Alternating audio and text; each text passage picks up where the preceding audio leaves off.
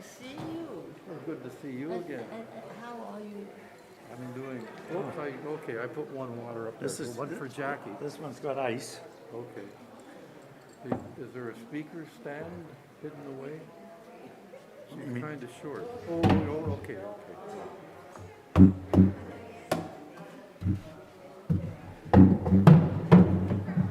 How's that? That's Well, that'll good be that you okay. were here. It's steady. Yeah, thank you. Yeah. So, what do you want to put her glass maybe? Well, no, there's two here. Yeah. And then, so I will drink this and put it back. What are they for her? Yeah, those are two. two. Oh, well, okay. I see. Somebody's thinking of it.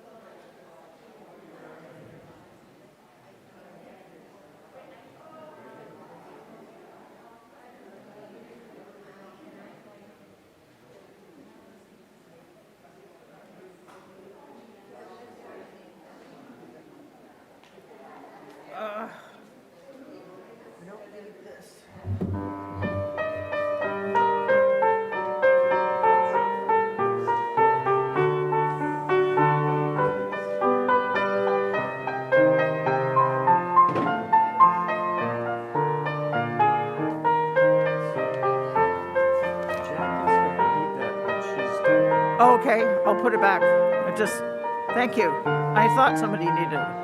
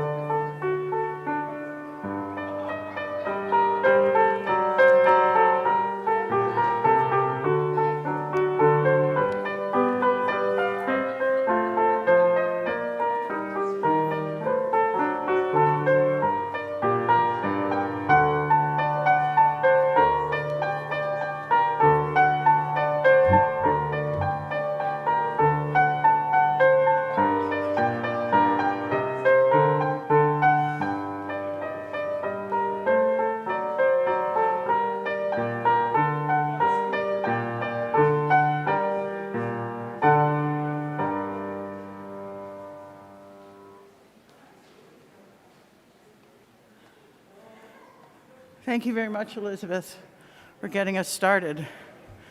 Good morning, everyone. Welcome to the First Unitarian Congregation of Ottawa. My name is Kate, and I'm delighted to be your worship associate this morning. Whether you're taking part in this worship service from your home or here in Worship Hall or wherever else you may be, wherever you may log on, you are welcome here. We acknowledge that our First U campus is located on traditional, unsurrendered, and unceded Algonquin Anishinaabe territory, and that the work of reconciliation is the responsibility of our congregation and of all Canadians. As we reflect today, let us remember that our early governments, on behalf of the settlers who came here, promised to share this beautiful land with the Indigenous peoples who'd been here for thousands of years before us. Governments have not, still do not, keep this promise. Now is the time to honor it. Our goal is to educate ourselves and all who have ears to hear, to be of service to those who are at risk, and to advocate for justice. Do take care, take advantage of online opportunities at First U to stay in touch during this seemingly endless COVID pandemic. If you're new to First U and would like to learn more about us, please contact us through our email at welcome@firstunitarianottawa.ca. That is out of straw, sticks, and bricks. And then the big bad wolf came along and huffed and puffed and blew 2 houses down. Only the brick house was strong and safe. So 2 of the pigs were eaten, and the 3rd pig lived happily ever after. This is a bit of a different story. In a nearby village, 3 other little pigs were ready to seek their fortune. They kissed their mama and papa goodbye and went their separate ways.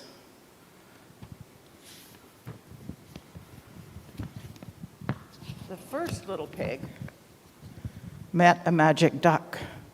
"Please, duck, can you help me seek my fortune?" It's a bit of a funny looking duck. But the duck gave the first little pig the 7 magic shapes: 2 little triangles, 1 medium-sized triangle, 2 large triangles, a square, and a parallelogram. "Use them wisely," said the duck. And he walked away. The pig went along with his 7 shapes, thinking, what are these? What am I going to do with these? He grew lonely, because at home he had a brother and sister pig to talk to and play with. So he used his magic shapes to make a cat. Just then, who came by? Big Brad Wolf. Lower it. Lower the cat.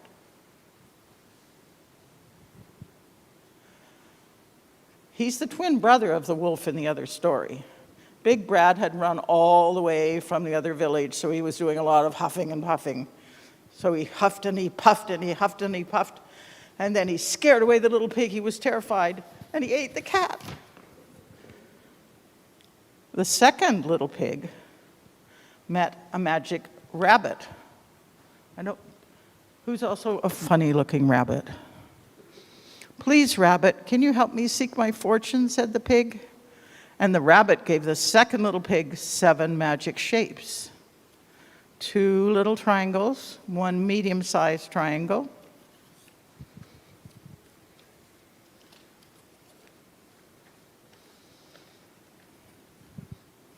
2 large triangles, a square, and a parallelogram. "Use them wisely," said the rabbit, and he hopped away. That evening, as it grew dark, the pig grew lonely and frightened. Who doesn't get scared in the dark sometimes? He used his magic shapes to make a candle. It looks a lot like our flaming chalice. Surely this would keep him safe. "This is very wise," said the pig, "for I will not be frightened any more." But it wasn't wise enough.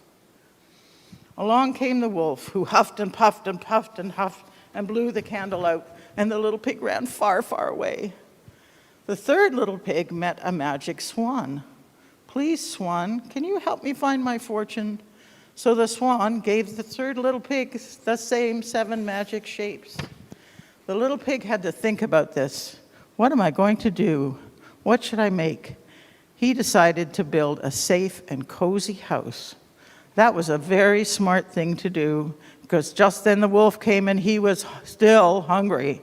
He saw the pig's house and said, little pig, let me come in." "No, no, no, not by the hair of my chinny chin chin," said the pig. "And I'll huff and I'll puff and I'll blow your house in." But this was such a safe and cozy house that he could not blow it in. That's not the end of the story.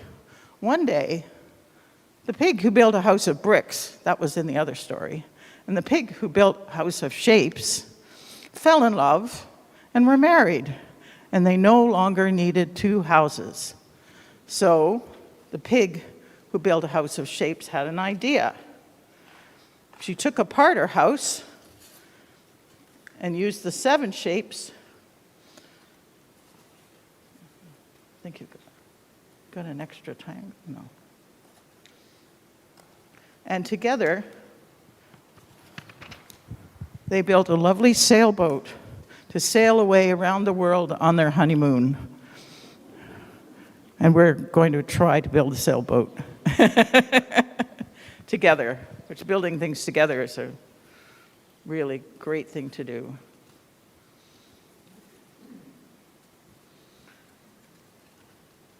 It's not quite the end, because of course the big bad wolf hadn't gone away. He arrived on the wharf just as they set sail, and he huffed and he puffed, and he blew so hard that he created a wonderful wind so they could sail halfway around the world. Oops.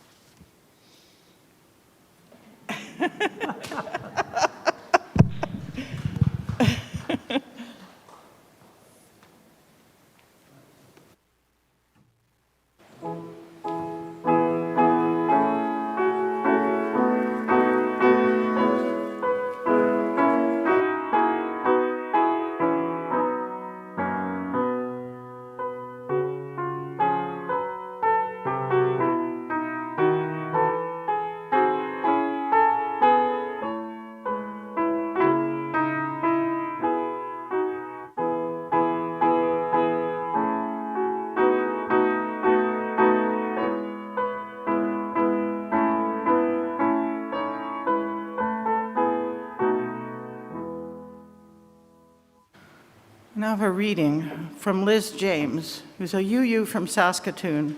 She's quite involved with the Cracked Cup podcast and the UU Hysterical Society. Sometimes the simplest language can be the most effective. Religion isn't located in theology text filled with sophisticated concepts. It's located in daily life. And daily life is about making it through the day, being more patient with your kids, paying better attention to your spouse telling you about their afternoon, really noticing the beauty of the world, the changing seasons for the first time this week, hearing your own story in a friend's words over a cup of tea, making a real connection. So often the language of real life is that simple. This language may not be sophisticated, but it is universal, and it touches people where they live. The shortest words are often the most real. Our speaker today is Jacqueline Holtzman, Jackie, who many of you know. She has a history of being there at the beginning, whether it's Paratranspo, Jewish Family Services, Causeway Work Center, the Salus, Tamir, and Rehab Institute housing programs, the Royal Ottawa Hospital, the Ottawa Health Sciences Center, the Ottawa Hospital Breast Health Center, the Rehab Center, Planning for Unitarian House, and many more, all before she was elected to City Council in 1982 to represent the West End of Ottawa, and in 1991 as mayor. Her volunteer activities continued and continue to this day, among them the Ottawa Congress Centre, the National Capital Commission, the Kiwanis Club. She's a co-founder of Compassionate Ottawa, as she believes that time to talk about living, right to the end, the quality of life that is important to each of us.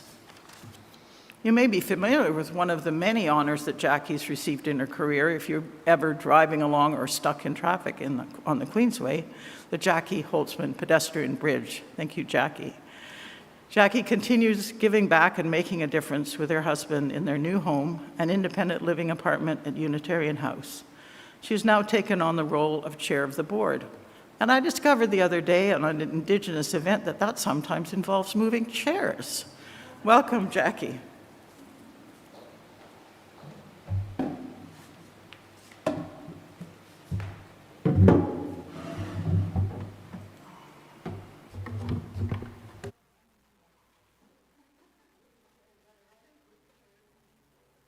All right. Well, thank you very, very much. And yes, we do move a lot of chairs. You talk about me being there at the beginning. You can rest assured I'm not going back to Genesis 1 today. Maybe another time, but not today. And I want to thank you all for joining us here and online. My friends at Unitarian House watching, I said I'd wave. But to be here in person on Canada Day means that you really are committed to First U.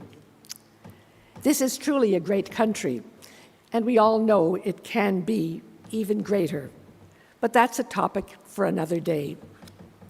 As you have heard, I wear many hats that have some connection with First U. You heard that I'm the wife of John Rutherford, who's been a congregant for over 40 years. I even did some cooking for the Friday men's breakfast. I know how to make enough muffins and frittata for 13 or 15 or whatever. Your former minister, Brian Kopke, performed our marriage ceremony 35 years ago. And he also performed the service for my daughter and her husband. Now, where are my pieces of paper here? Yeah, just a second. So, and John and I met in Fellowship Hall right over there in May of 1982.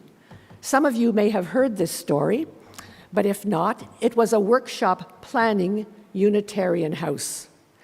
I was working at the Social Planning Council. My area was housing for persons with special needs, and John was on the board, first board of Unitarian House. And I must tell you that we at Unitarian House are truly indebted to Werner Dexel and the rest of the visionaries who in 1973 thought that they would like to share the campus. And I have here a reading from Views from the Pews by Brian Kopke, your minister.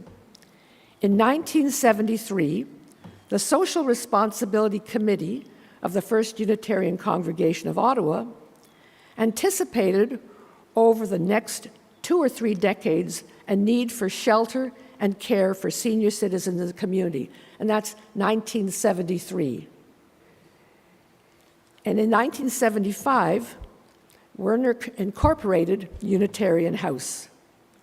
And at that time, all 5 members of the board were congregants of First U. But all didn't go well, because in 1978, the neighbors to the west heard about the plan, and the only entrance to the campus was from Algonquin, from that the community to the west of here. Cleary wasn't opened at the time. Cleary was just a stub road. When the neighbors heard about the plan, and the plan was quite extensive at the time, the plan, and I have here from the Journal, Ottawa Journal, 1978, the Journal says that there was going to be a $3 million seniors project. I mean, can you believe it? No, $5 million. And it was going to be 200-bed nursing home and 125 senior citizen independent living apartments. That's 125 senior apartments. We have 66. We have 44 retirement units, but if you notice on the 3 little lines on the logo of Unitarian House, that was the original idea, 3 levels of care: independent living, retirement living, and nursing home. And that's why you see the 3 little lines on the house of Unitarian House. So the neighbors said, we're not going to allow all that traffic and the church traffic, and the daycare was downstairs, coming through Algonquin. So they worked with the city and the National Capital Commission and the city councillors at the time, and they were able to trade some land over in the corner, the land where Algonquin came in, and created Cleary Avenue. And John tells me, because he was involved with this, that when Cleary was being considered how it would come in, the main thing was how were they going to get food to the kitchen. So the route for Cleary came on the east side of where Unitarian House was going to be and come right through to the kitchen. But then they realized there's more to Unitarian First U than just the kitchen. They were going to have the ability to get people into the front door. And so that's what happened. The plan came through and was approved. And now, unfortunately, not 125 apartments, but if you ask anybody on the waiting list, and I know there are a number of people here that are on the waiting list, they would like, and we would like to have more apartments. But we are eternally grateful to Werner, to John, and to the others. Don and Irene Saxon, founders of the congregation, founders of Unitarian House. Ferd Corbet, who oversaw the construction of the house. And Tom and Frida Doherty. Now, Tom Doherty was responsible for those beautiful glass panels on the end. By the way, Ann Orton, with children, did these little copper enamel plates behind me. Tom was the artist. Frida was the fundraiser. And they had to mortgage their house because they were going to have an auction of not an auction, but a fundraiser, and they were going to make available a Cadillac car, and they needed to be able to show the government that they had enough money to cover the Cadillac in case nobody bought tickets, and they mortgaged their house. And just an aside, the person who won the car, Irena's Mix, who was a member of the congregation and lived at the house. So that's just a little bit about the beginning. But more important about the beginning, in 1984, I was elected city councillor because in May of '82, when I met the people here for the planning committee, the planning of Unitarian House, I was planning to run for city council in November of '82, and I was elected, so that in 1984, I was here to participate at the cutting of the ribbon for Unitarian House. And later that year, in December, somebody said, had I been back to Unitarian House? And I said, no. They said, well, we'll get John Rutherford, he's the treasurer of the board, to take you on a tour. So he took me on a tour that December, and we had dinner, and we had lunch in the dining room with the residents, and that was our first date. So you can see we do have a connection with Unitarianism, and of course I'm now a congregant, and you heard that I'm now the chairman of the board, so we have lots of connections. But this is my second opportunity to share ideas with you. In the summer of 2017, I was joined by Jim Nininger to share with you some ideas about Compassionate Ottawa, an organization that we co-founded. And when people ask, what's the simple idea of what Compassionate Ottawa is all about, I talk about a Peanuts cartoon. Charlie Brown and Snoopy are sitting out there on the deck, and they're looking out at the river. And Charlie Brown says to Snoopy, you know, Snoopy, one day we're all going to die. And Snoopy says, yes, but on every other day we're going to live. Now, research says Charlie Brown is 100% right. We're all going to die. But research also says that Snoopy is 100% right. We are all going to live, and that's my message today, how we live, and that's the message of Compassionate Ottawa. So, you know, I wear a lot of hats. My head is squeezed sometime, but today I'm proud to wear the hat of a congregant of First U. I'm calling my remarks All We Need to Know. I want to offer a few ideas and then suggest some things based upon what we all learned in kindergarten. So, how and when do we learn what we need to know? In different periods of our life, we need to know different information. How to pass exams in school. What do we need to know to compete and to do our jobs? How to raise our kids. Nowadays, everybody seems to learn everything on social media. Dr. Google is our household word. And we don't need those Encyclopedia Britannicas. And please don't donate them to the house. We have enough. And there's Alex. We don't want any more encyclopedias. But what about our lives? How do we learn to live? We learn and are influenced by many sources. As an example, June was National Indigenous History Month, and the elders have passed down 7 teachings: love, respect, bravery, honesty, humility, wisdom, and truth. And they believe that to know them is to know truth.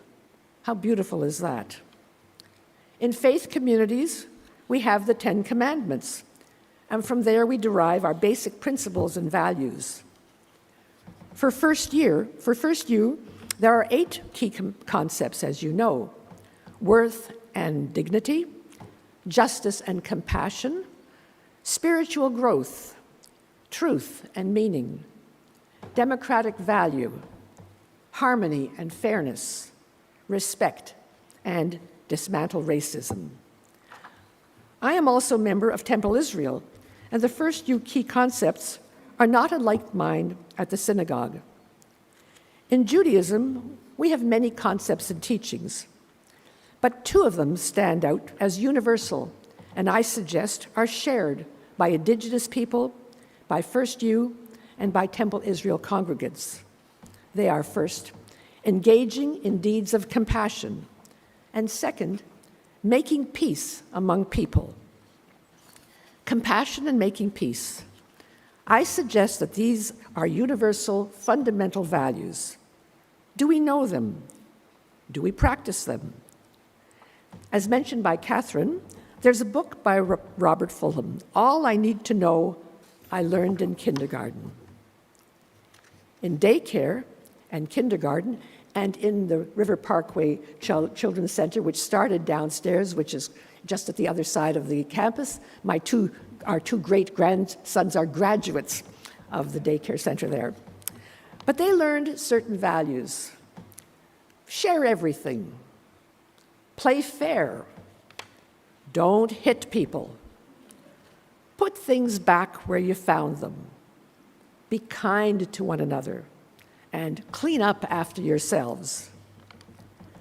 And that's what you learn, and my great-grandchildren learned in daycare. Here are some examples of the many ways that our congregation right here demonstrates these values. We support the Capuchinos and Child Haven. We provided sanctuary for Shri and Mia. And I remember John would tell me that nobody could leave them alone in the building. And if the RCMP or any of the police come, call the media, because they knew that there was a sympathetic community, and if the media heard about it, you guys are going to be okay.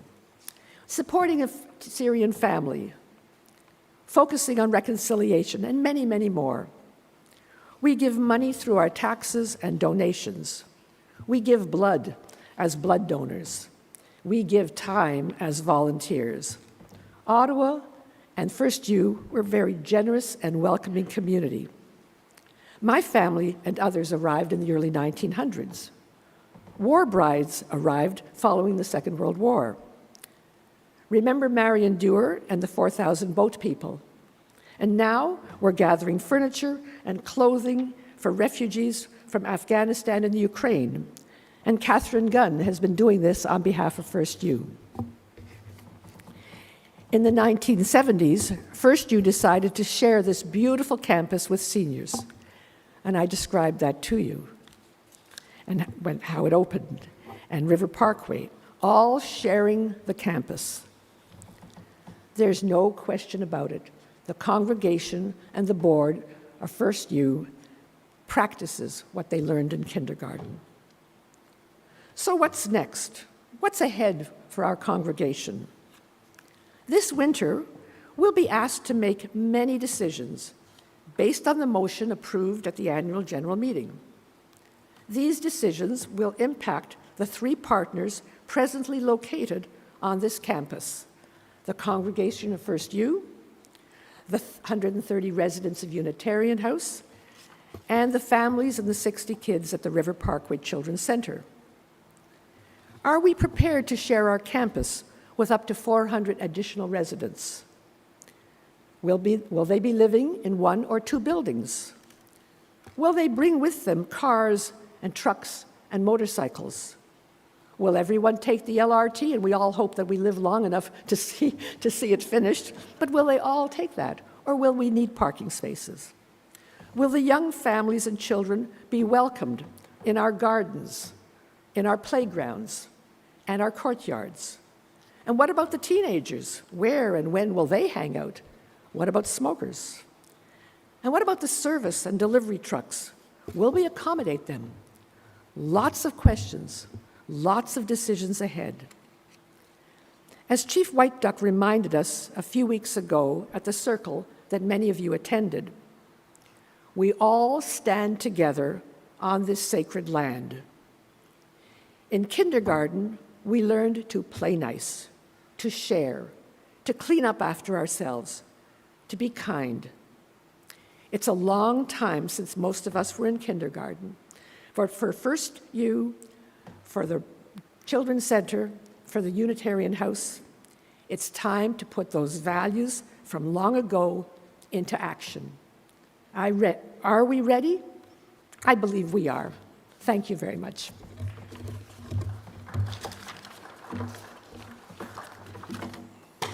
Whoops. It's not my teeth? Okay, thank you.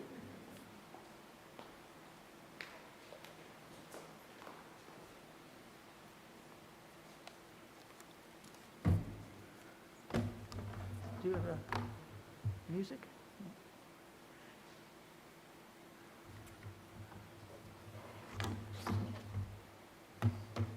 We'll soon be ready to take the offering. I'm just going to do a little furniture moving.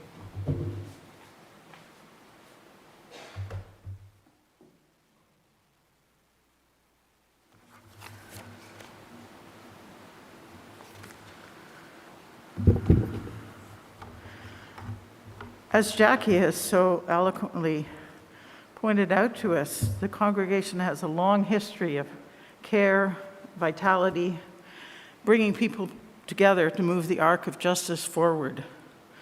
We've been able to live into our hopes and dreams because of the generosity of those within and beyond this community.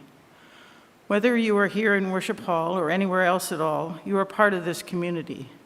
To make a gift in support of the work of this congregation, you don't need to use the baskets that will soon be making their way among our pews. Wherever you are invited to go to our website and contact our finance manager to find out how to make a donation and keep up with your pledge. Our gifts are freely given and gratefully received. We dedicate these gifts to the work of this community of faith, serving human wholeness, caring for the planet, upholding religious freedom, welcoming the stranger, loving one another. And now our closing hymn, I Seek the Spirit of a Child. You'll find it in the gray hymnal, number 338. And again, whether you're at home or here in Worship Hall, please feel free to sing along.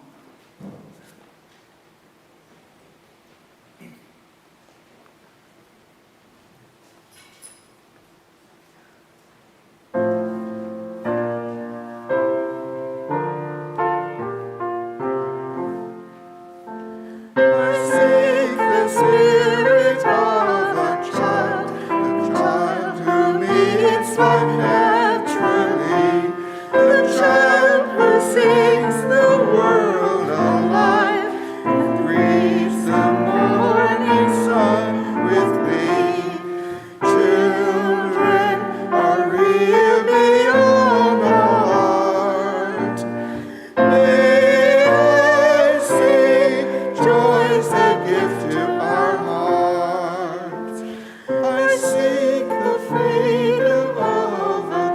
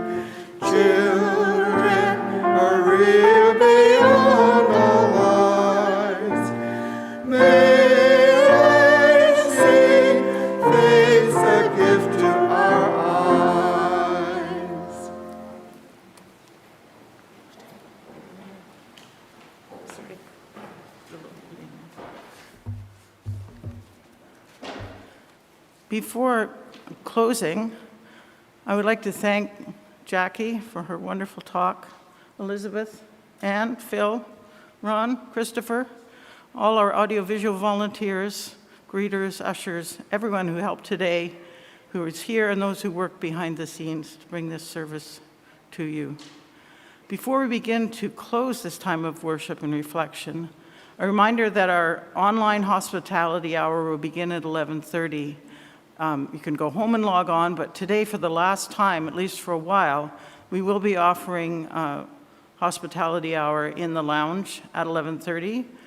If anyone wishes to stay and be there in person and online with everyone at hospitality hour. As we prepare to extinguish our chalice and move toward the conclusion of this time of worship, let these words go with you. Go forth in simplicity by Samuel A. Trumbore. Go forth in simplicity. Find and walk the path that leads to compassion and wisdom, that leads to happiness, peace, and ease. Welcome the stranger and open your heart to a world in need of healing. Be courageous before the forces of hate. Hold and embody a vision of the common good that serves the needs of all people. This morning's chalice is now extinguished, but the spark of our connections and faith remains. And now let us sing Spirit of Life, number 123 in the gray hymnal.